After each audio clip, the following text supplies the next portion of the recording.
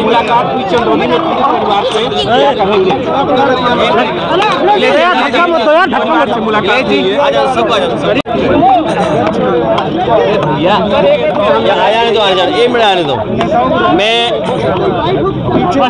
मैं अभी उन सभी समाजवादी साथियों से मिलकर के आया हूँ। भरा हुआ ट्रक पकड़ा था, हालांकि इन्होंने नहीं पकड़ा था। इनको जानकारी मिली कि ईवीएम जा रही हैं और रूमर ये था कि ईवीएम बदली जाएंगी। ये समाजवादी साथी लोकतंत्र बचाने के लिए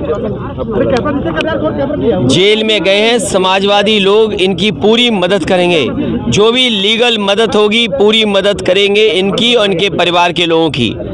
सवाल ये है, इलेक्शन कमीशन के बाकायदा नियम थे कि किन नियमों को लेकर के और किन नियमों से ईवीएम जाएंगी एक जगह से दूसरी जगह तक।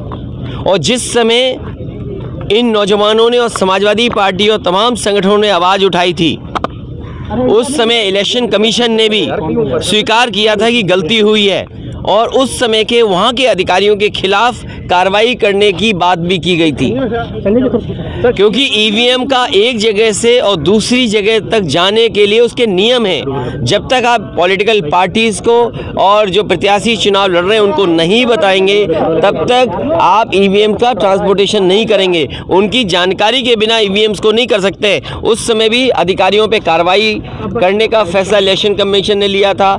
ऑब्जर्वर भी दूसरी जगह से आए थे। ये निर्दोष लोग हैं और न केवल ये निर्दोष लोग हैं, प्रशासन ने 600 से ज़्यादा लोगों के नाम अज्ञात में डाले हैं और अज्ञात में इसलिए डाले हैं कि किसी भी समाजवादी साथी को परेशान किया जा सके।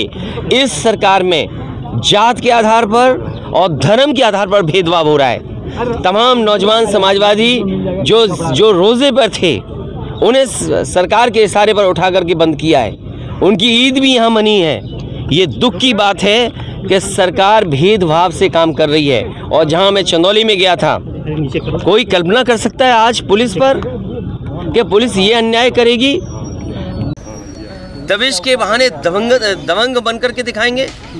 ये पुलिस को किसने अधिकार दिया है कि आप घर में मारपीट करेंगे? किस कायदे कानून में आपको ये अधिकार है कि आप जाकर के बेटियों को मारेंगे, पीटेंगे? और पुलिस की पिटाई की वजह से ही बेटी की जान गई है। पुलिस को 302 के अंदर बंद करना चाहिए, मुकदमा लगा करके 302 की धारा में पुलिस को जेल भेजना चाहिए। और फिर आपने तो मुख्यमंत्री जी का स्टेटमेंट पढ़ लिया होगा। उन्होंने अपने ही नेता और कार्यकर्ताओं को कहा कि दलाली छोड़ दें और अधिकारियों को मैं सुधार दूंगा।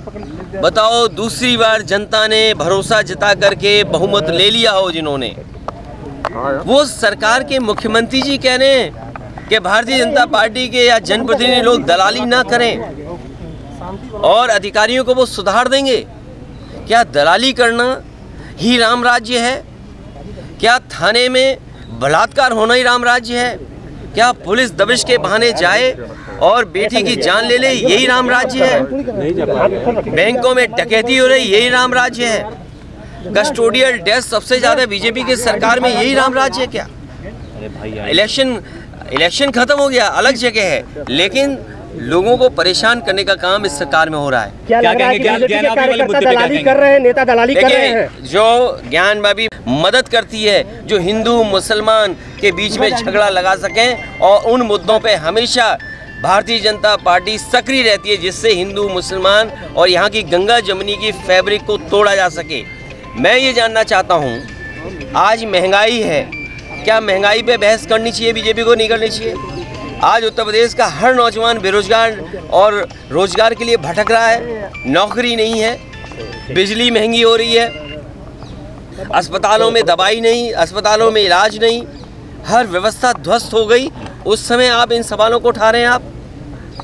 लेकिन इनके नेता तो बार बार आरोप लगा रहे हैं कि पिछली सरकारों में काम नहीं हुआ, जिसके चलते ये व्यवस्थाएं बिगड़ी थी। समाजवादी पार्टी ने अगर काम न किया होता तो देश के प्रधानमंत्री हरकुलस हवाई जहाज से सड़क पर नहीं उतर पाते। सर क्या लग रहा है कि बीजेपी के नेता दलाली कर रहे हैं, ऐसे मुख्यमंत्री बोल रहे हैं? वही मैं ताज्जुब करता हूँ कि मुख्यमंत्री जी ने जब जनप्रतिनिधियों की बैठक की तो उन्होंने कहा कि दलाली बंद करो, अधिकारियों को मैं सुधार दूंगा।